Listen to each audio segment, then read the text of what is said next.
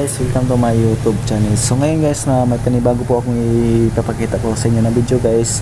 So sa video ito, kung meron kayong ni-restricted na Facebook friends niyo sa Facebook, tapos gusto nyo i-unrestricted o unrestricted kasi ni-restricted niyo. So ngayon, saan po ba makikita yung taong ni-restricted ninyo sa Facebook? So ang gagawin lang natin guys, click natin Messenger. Ayun, tapos click natin ito guys, itong tatlong go hit, tapos click nito yung settings na logo. Ayan, tapos click niyo itong privacy and settings. So ngayon guys, i-click nyo ang restricted account. So dito i-click nyo yan. So ngayon, ito yung friends natin sa Facebook na ni-restricted natin.